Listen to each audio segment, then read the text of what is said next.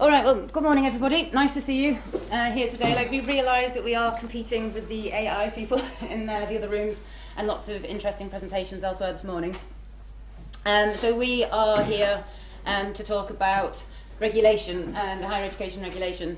I'm Liz Molyneux. I'm a lecturer in English language teaching from Edge Hill University, and my colleague here is Elliot Wright. He's the director of our language centre. This presentation we're talking about today really is, I've been doing a bit of research on regulation in higher education. This is sort of part of my sort of PhD studies. Elliot has been working within our university in a working group on looking at implementing some of these regulations that are affecting the sector. So what we're talking about here today really is a snapshot of some of that, what we've been doing. So I think there's a lot of talk, obviously, sort of in this conference about EAP and what we do in the classroom and what we do in terms of course design and what we should be doing, etc., etc.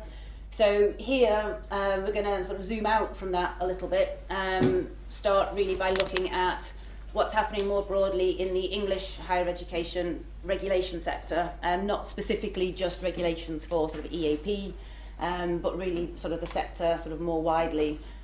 Look at a particular policy which intersects with our field, and that's basically how it came to our attention, and then sort of understanding a little bit more about what's happening in this sort of broader higher education landscape, and then what that means when sort of policy sort of perhaps sort of filters down or lands within our remit, and then sort of what we do and sort of how we respond to that. So that's really what we're talking about today.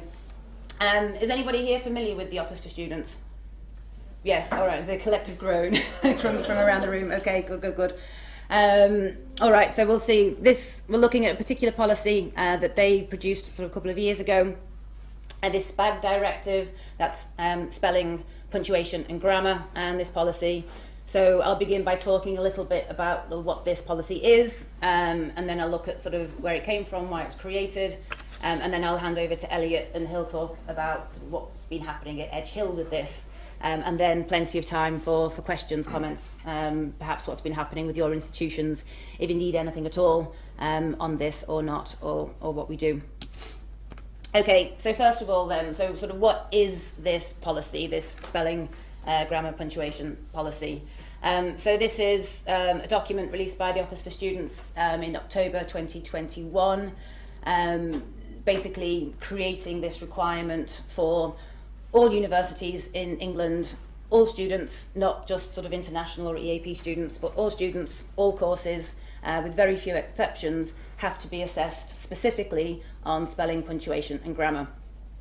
The regulator in this document here has said that assessing technical proficiency in English only when this is a course learning outcome will not be sufficient to meet the terms of this regulation. They've also said that only penalising students or deducting marks where problems with accuracy interferes with communication, that's not sufficient to meet the standards of this regulation.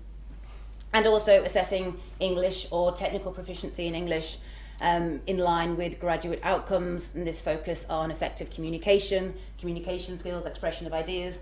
All of this is not sufficient to meet the terms of this regulation. And they're quite clear that it has to be this assessment of accuracy of spelling, punctuation and grammar, which in some of their documentation they phrase as sort of technical proficiency in English. So that's what they say everybody must do. Okay, so what if we don't do that? Can't we just ignore it? So what does it mean when the regulator sort of makes a rule like this? Basically this requirement to assess this technical proficiency in English, this is written into the conditions of registration for universities. It's now in the regulatory framework. It's a B1 and B4 condition of registration. All universities in England have to be registered with the Office for Students in order to be a university, in order to provide higher education. So this is like a mandatory condition for all universities. The Office for Students were instructed by the Department of Education, the Secretary of State for Education and Minister of Universities. Last year, they were instructed to begin an inspections regime of universities, specifically looking at quality of provision in universities. So again, this technical proficiency of English is a marker of quality. What happens if universities are found to be in breach of these quality conditions? there are quite severe policy levers, I suppose, at play at the disposal of the regulator here. There's a range of things that the regulator could do. Gavin Williamson, a previous Secretary of State here, has encouraged the Office for Students to use quite severe sanctions against universities in cases of non-compliance for quality. That could be monetary penalties. We're talking about hundreds of thousands of pounds of monetary penalties here, not small ones. And it can lead to revocation of degree awarding powers, and ultimately, as well, the Office for Students has the power to deregister providers. That means to say that a university can no longer be a university. So these are things that the OFS has the power to do, and these are the instructions the OFS is given from the government in terms of what to do and how to use those powers. Okay, well, what's this got to do with the Office for Students? Maybe a sensible question to ask. The Office for Students was set up a few years ago by this piece of legislation, Higher Education and Research Act, ostensibly to sort of look out for the interests of students within a sort of regulated higher education market.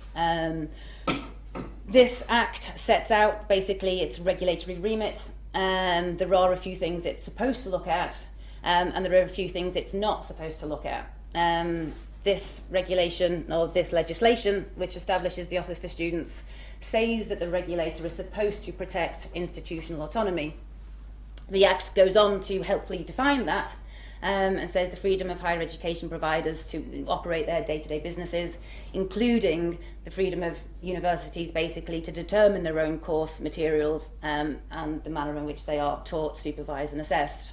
So really, according to this legislation, then this policy from the Office for Students is not really within the sort of the statutory powers of the Office for Students to even be involved in. It's not really a regulatory matter as far as the regulator was established, and that was the intent of Parliament at the time, going back not too far, just a few years really. All right, so what is the need for this particular directive? Why do we need a policy on assessing spelling, punctuation and grammar, or how has the Office for Students established this need? Again, within the legislation, the regulator is supposed to operate along the lines of the principles of best regulatory practice.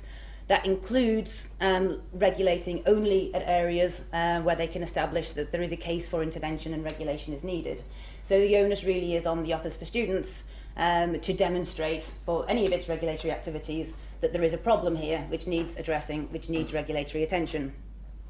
So, is there a crisis in accuracy in spelling, punctuation and grammar?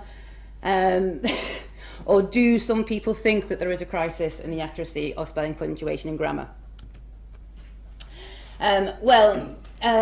The OFS doesn't really provide much evidence to establish that there is a crisis and that this needs attention. This particular policy runs to about sort of 12 or 13 pages. There's a lot of, I would say, speculation in there about what the impact of some assessment policies in university is, but there's really not much at all which is sort of empirically based to show what assessment practices there are and how that impacts students and literacy and communication skills, etc., etc.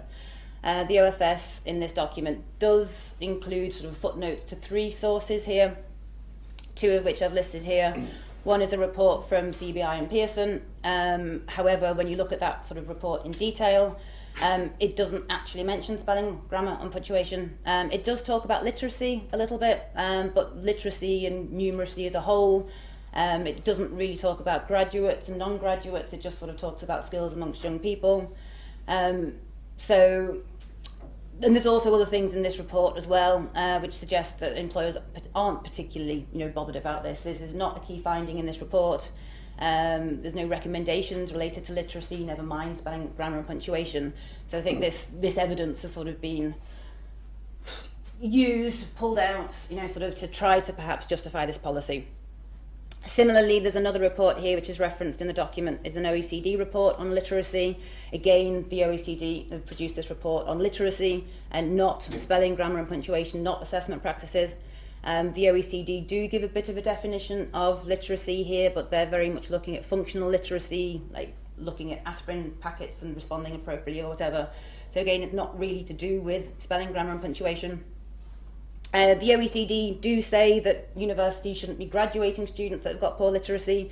The OECD also say that universities should be left to figure out what to do about that. So the Office for Students obviously hasn't followed and cited that part of the report in their documentation.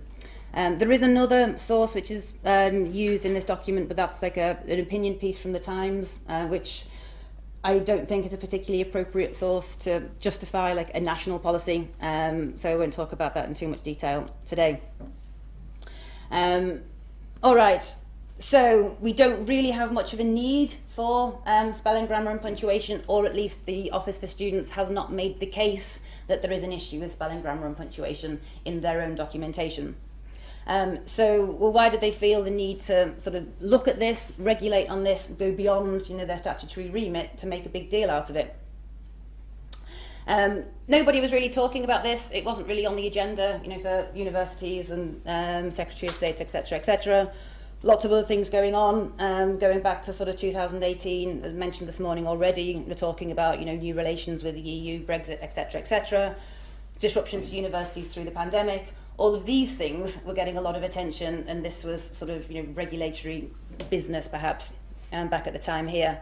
And then there was this headline in the Daily Mail, 10th of April, 2021.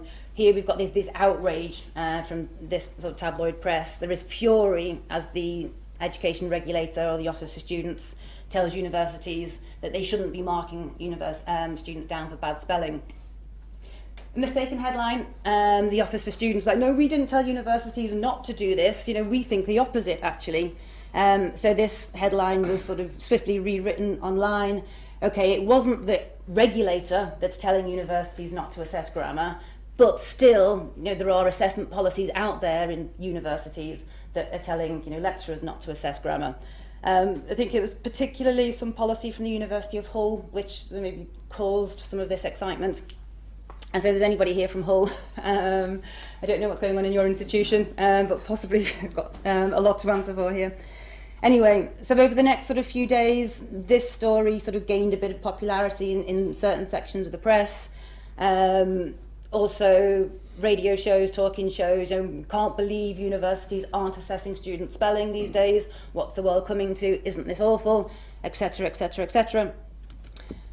So here, we've got the corrected headlines. Then a few days later, this is the 15th of April, we've got a parliamentary Q&A session. This is sort of already scheduled, and the topic of this parliamentary session was supposed to be something to do with, sort of university refunding students for accommodations over like lockdown or something like that. So that's what most of the questions were about. There was this one question from a member of Parliament that says, well, what about this outrageous, assessment policy? What about, universities that don't assess spelling, grammar and punctuation?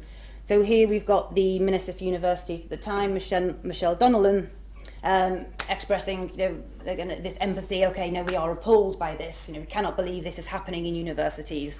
We cannot, sort of have these drop-in standards. So promising here, okay, we will take action on this. So then, I don't know what happened next over May. I can only imagine what might have happened in May and who might have been talking to who. But then in June, we have this announcement from the Office for Students that they're going to review assessment practices within universities, looking specifically at spelling, grammar and punctuation. They report back on this review a few months later in October of the same year. And that's when this sort of document is created, or this obligation upon universities is created, which again ought to apply sort of basically to the whole sector in England. After that, we have this strategic guidance from the Department of Education going to the Office for Students. There's supposed to be strategic guidance sort of once a year. The OfS is supposed to be this sort of independent arm's length regulator, which is not supposed to take direct instruction sort of from the government. It's supposed to be this sort of annual guidance letter that the regulator can take note of or not take note of, but still is supposed to operate within its statutory remit. Anyway, so here, after this has been rolled out, we have this identification of assessment of spelling, grammar and punctuation as a strategic priority for the higher education sector. And then later, so that year, so a few months ago, going back to the end of 2022, we've got this new regulatory framework, which, if anybody's read it, runs to sort of a few hundred pages and is an impenetrable document. Anyway, so this regulatory framework for the higher education sector then has got this sort of requirement to assess technical proficiency in English written into a few of these B conditions here. So what do we do about it? I mean, in my opinion, I don't think this is particularly good regulation. I think it's been hastily written, ill-conceived, not practical, sort of on the ground, you know, sort of to roll out like that. So what do we do when we've got sort of this happening? Right. There's the answer. I know, well, this is it. Sort of ask Siri, please. Like, kind of, what do we do? Yeah, this is not the only problem with the Office for Students, really. Then to say that it's sort of fairly unpopular, sort of in the higher education policy circles, is a bit of an understatement, I think. There was sort of earlier this year, I think only very recently, an open letter from University Alliances, basically a collection of universities representing most of the universities in the UK, petitioning Parliament for an inquiry into the regulator to see if it's operating, whether or not it's fit for purpose. The House of Lords has subsequently picked up this sort of call for an inquiry. The House of Lords last month opened inquiry looking at and calling for evidence, and is in the process of sort of collating this evidence now, looking at the operations of the regulator to see, you know, sort of what it is doing. That is underway at the moment. We don't know what's going to come from that.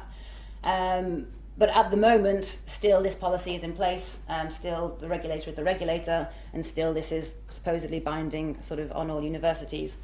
So what do we do in this situation? Well, maybe there's an idea, there's policy that's sort of encoded into policy text, but then when that actually gets rolled out, hits the ground in practice, in the field, there's lots of things that happen before, you know, things just sort of get mechanically or mechanistically sort of implemented.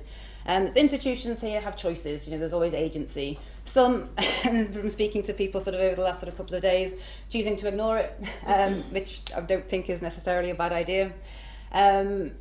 You know, shielding maybe students, departments, etc., from maybe some of the worst excesses of the regulator here, sort of hide some of these concerns. But there's another option here which Steer and colleagues have suggested as well when they're looking at dealing with policy in other areas, is what they call like this strategic or ingenious compliance. So outwardly following the regulation, but in such a way which doesn't compromise personal, professional values and judgment, etc. So here, sort of with this regulation, well, what opportunities are there then for this sort of strategic compliance? The OfS says that we have to do this. Perhaps we as teachers, you know, have different ideas about what's an appropriate way to assess our students on various different courses, programs, etc. So how can we sort of use this in a way which enhances our student support and enhances our beliefs and values rather than works in opposition to them? So this is where we sort of bring it into sort of EAP and sort of some cause, I think, growing momentum here for this. I mean, EAP has maybe historically at least been the purview of, you know, English teachers working with international students or students whose first language is not English. But now we've got maybe some moves to blur that distinction. You know, having international and home as these sort of discrete categories isn't actually that straightforward. It doesn't really matter, you know, passports, language backgrounds or whatever. There's lots of students for lots of reasons that, you know, so we can help to develop their academic language, their communication skills. And so perhaps we've got this need for sort of wider provision rather than having EAP sort of segregated to these sort of pathway students or this sort of deficit approach of international students only. But what about sort of broader provision for language, for literacies, for communication, etc., within the institution sort of as a whole, and using this perhaps as a strategic opportunity. Anyway, at this point, I'll hand over to my colleague Elliot, and he'll tell you what's been happening at Edge Hill. Okay, thanks very much, Liz. So my name's Elliot Wright. I'm the director of the Language Centre. I suppose our approach has been really what Liz said about Steer here and how we responded to this. So, as I'm sure is familiar to all in this room, basically we, in the Language Centre, we sort of have 3 pillars of activity, so pathway programmes, ELT and foreign languages. And we sit in the Faculty of Art and Sciences, so we're with biology, psychology, computer science, business, a whole range of disciplines. And I sit on a lot of those committees, working groups, and the Office for Students is always kind of omnipotent in our discussion. But the bit I'm going to focus on today is what we all know as in-sessional support and how was the Language Centre involved. The timeline kind of fits quite nicely with what Liz said and how this was introduced, should I say, by the Office for Students last year, or 2021. So around about this time last year, in our Academic Quality Enhancement Committee, there was an agenda item that there's this new directive we all have to assess, specifically spelling, punctuation and grammar. And then there was a kind of hastily sent off email to all the faculty heads saying that all programme leaders now must have a programme learning outcome which assesses SPaG. So this went, rather than every programme leader taking it through a quality panel, there was an overarching chair's action that we must all do this in our programmes. I sit on the faculty management group every week, which is all the heads, the dean of the faculty, the associate dean of learning and teaching. And I think this is where a lot of the interesting discussion came up from my academic colleagues. And it also went to the learning and teaching committee. So basically the programme learning outcome was that all written assessments on all programmes have to assess for SPaG. And we recommended this, what we call this sliding scale of 5% of the marks. So now for the more interesting part. So this is the comments from academic heads from psychology, computer science, business, all over. First question was, what exactly is technical English proficiency? So is a 500-word lab report in computer science, does that need to be, does that come under SPaG? So what do we mean by technical English proficiency? Why are we focusing on such a minute detail? As we're all aware, the issues a lot of our students have are with rhetorical organisation, coherence, cohesion, source synthesis, not these small, minor details of spelling. Maybe grammar, you might argue, important. Punctuation, who knows? One colleague said not all lecturers can mark for this. We obviously have academic colleagues seconded from overseas. We have colleagues whose first language is not English. And if they're teaching biology or computer science, they're probably thinking, why on earth am I going to be marking for spelling, grammar and punctuation? Because this was around about the start of this academic year, September, October, most of the heads just basically said, look, we already have something in the rubrics about competence in English. Not specifically spelling, punctuation and grammar, but as Liz said, it does need to be explicit. And I think talking to people last night, I don't think that many people were really aware of this. So we do an MAT SOL, which we both teach on, and I've put in my rubrics English proficiency, brackets, spelling, punctuation and grammar. Because as Liz said, if you are spot checked and it's not in there, the punishments can be quite severe, even though it's kind of ridiculous. Also, what exactly constitutes a written assessment? These questions came up. What about students with special learning difficulties? That was one question from a colleague. And from myself, when I first saw this, I actually went into Lizzie's office and said, we've got our BALEAP idea here. Because I was really like, we're going to see an influx of students coming to us, wanting help with SPaG. So that was my first question. But the OfS clearly say that this shouldn't disadvantage students and they should be able to have all of the support they need before they submit an assessment.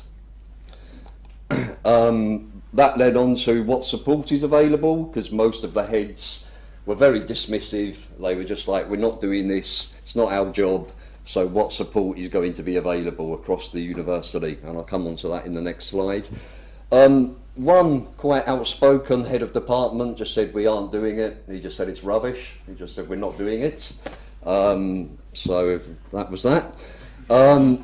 And everyone kind of agreed that you can't introduce something like this at the start of an academic year in a very sort of ad hoc manner. I mean, I'm not being disrespectful to my colleagues at Edge Hill, but I would say it was a bit of a knee-jerk reaction to this.